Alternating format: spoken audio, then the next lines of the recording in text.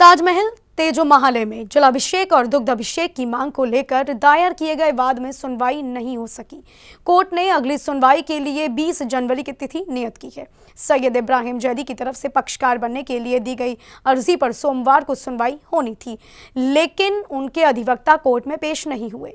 ताजमहल तेजो महल में जलाभिषेक और दुग्धाभिषेक की मांग को लेकर दायर किए गए वाद पर सुनवाई नहीं हो सकी। कोर्ट ने अगली सुनवाई के लिए 20 जनवरी की तिथि नियत की है। पूर्व की सुनवाई में मुस्लिम समुदाय के सैयद इब्राहिम हुसैन जैदी ताजमहल को वक्फ बोर्ड की संपत्ति बताते हुए पक्षकार बनने के लिए अर्जी दी थी। इस पर वादी कुंवर अजय तोमर के अधिवक्ता शिव आधार सिंह तोमर आपत्ति दाखिल कर चुके हैं। अधिवक्ता ने कहा है कि ताजमहल सैयद इब्राहिम हुसैन जैदी की प्राइवेट प्रॉपर्टी नहीं है, इस वजह से उनको पक्षकार नहीं बनाना चाहिए।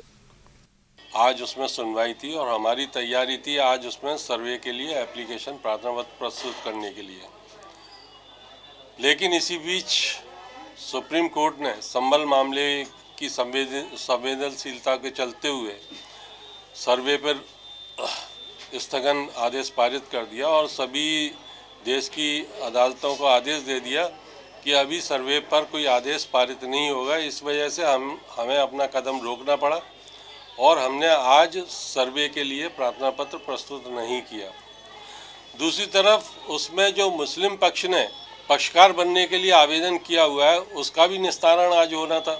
हमने उसमें जवाब आपत्ति सब दाखिल कर दी थी, पूरी तैयारी थी उसमें, लेकिन आज मुस्लिम पक्ष के अधिवक्ता जिस समय पत्रावली पीठासीन अधिकारी के समक्ष पेश हुई उस समय वहाँ मौजूद नहीं थे, तो न्यायालय ने आज की तारीख मुलतवी फरमाते हुए उसकी सुनवाई के लिए अग्रिम तिथि 20 जनवरी 2025 नियत कर दी है।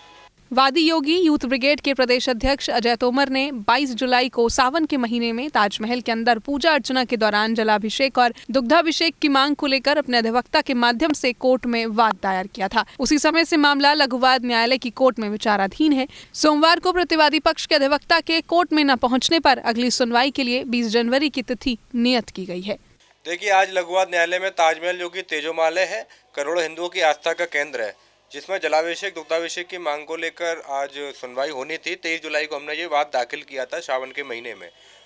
सैयद इब्राहिम हुसैन जैदी हैं, एक मुस्लिम पक्षकार बनने के लिए उन्होंने अर्जी दाखिल की थी 24 सितंबर को कि मुझे इसमें पक्षकार बनाया जाए। वहीं उन्होंने ताजमहल को वक्फ बोर्ड की संपत्ति बताया था, जिस पर 7 अक्टूबर को हमारे अधिवक्ता शिव आधार सिंह तोमर ने आपत्ति दाखिल की थी, जिस पर ASI ने भी एक आपत्ति दाखिल की है सैयद इब्राहिम हुसैन जैदी को पक्षकार ना बनाने के लिए, क्योंकि सैयद इब्राहिम हुसैन जैदी की वो कोई प्राइवेट प्रॉपर्टी नहीं है, ना ही वो कोई शाहजहां या मुमताज के कोई वंशज है, तो उन्हें ये वाद लड़ने का कोई अधिकार नहीं है। आज अदालत में समय के अभाव के कारण वहीं इब्राहिम हुसैन जैदी का जो अधिवक्ता है वो भी पेश नहीं हुए, इस कारण सुनवाई नहीं हो सकी। अगली जो तिथि है वो 20 जनवरी 2025 नियत की गई है।